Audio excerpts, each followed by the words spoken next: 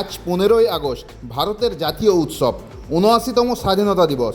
আর আজকের এই বিশেষ দিনে বীরভূমের ময়ূরেশ্বর ২ নম্বর ব্লকের কোটাসুর ব্লক তৃণমূল কংগ্রেস দলীয় কার্যালয়ে পতাকা উত্তোলনের মধ্য দিয়ে পালিত হলো ভারতের ৭৯তম স্বাধীনতা দিবস।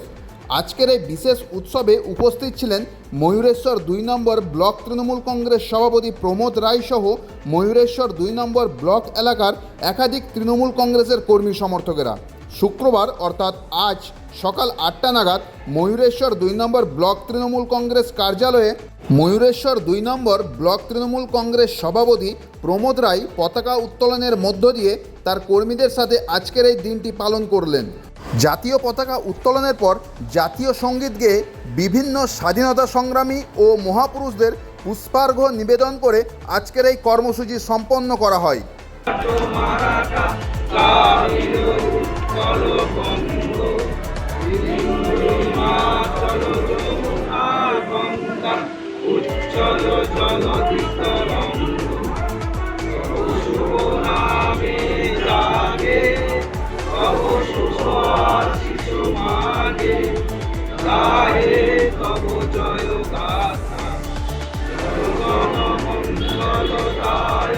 জয় হে ভারত ভাগ্য বিধাতা।